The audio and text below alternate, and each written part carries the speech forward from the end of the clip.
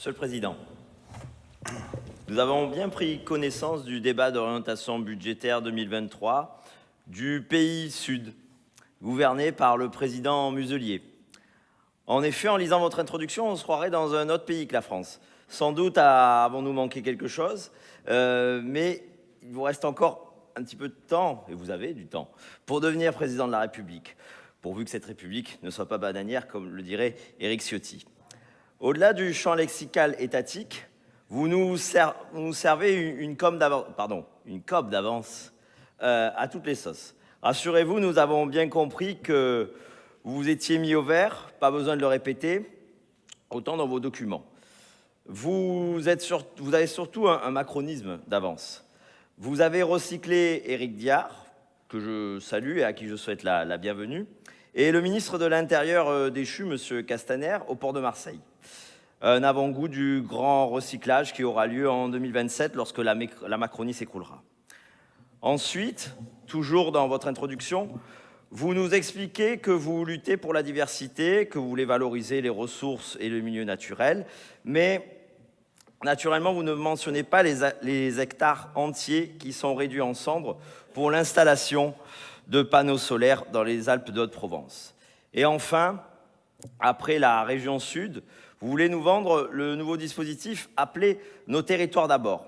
Avouez que c'est original, un dispositif qui porte le nom, le slogan de votre propre parti. En somme, bientôt la région Sud sera un nouveau pays européen avec un parti unique, « Nos territoires d'abord ».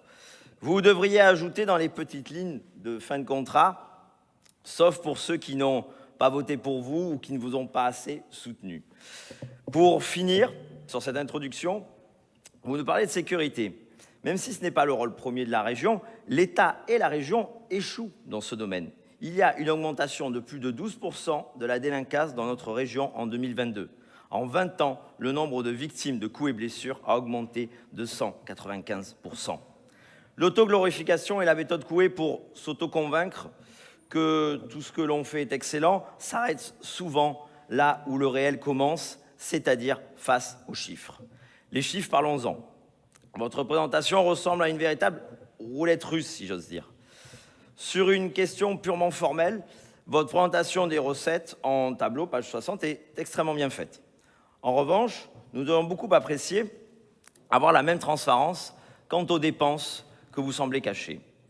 D'un côté, vous nous présentez donc des swaps de change avec un revenu assez exceptionnel de 44 millions, une recette de TVA allant jusqu'à 60 millions d'euros et des subventions européennes qui viennent en partie couvrir les dépenses de fonctionnement.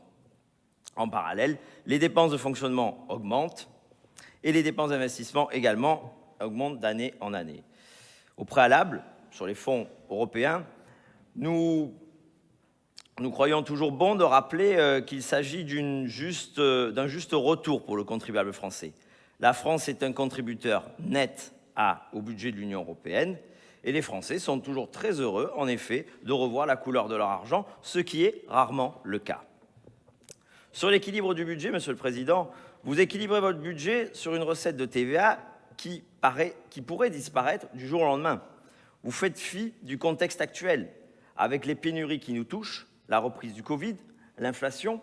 Il n'est malheureusement pas impossible que notre pays entre en récession, comme l'Allemagne y entrera dans les prochains mois, et par conséquent, vos recettes tant attendues pourraient fondre comme neige au soleil. Enfin, certes, vous bénéficiez de 44 millions de swaps de change, mais c'est une chance, et rien ne dit que l'année prochaine, nous en bénéficierons également. C'est pour ça que vous jouez à la roulette russe. Vous nous exposez un effet ciseau que nous avions déjà pointé l'an dernier. D'un côté, vos dépenses continuent d'augmenter via des engagements pluriannuels, mais aussi du fait de l'augmentation des taux d'intérêt, ce qui entraîne une dépense accrue en matière de remboursement du capital. De l'autre côté, d'année en année, votre budget dépend de plus en plus de la conjoncture, avec une dépendance extrêmement risquée à la TVA, aux swaps et aux subventions européennes. Pour conclure, Monsieur le Président, nous ne dirons pas que ce budget est insincère. Nous ne dirons pas non plus qu'il est optimiste. Nous dirons qu'il est étonnamment joueur. Cela s'y prêterait si nous étions au casino, mais vous jouez ici avec l'argent de nos concitoyens et d'une collectivité qui a un rôle fondamental dans notre vie de tous les jours. Nous vous suggérons donc de revenir à la raison, de ne pas compter sur la chance pour équilibrer un budget, mais plutôt sur les faits. Je vous remercie, Monsieur le Président.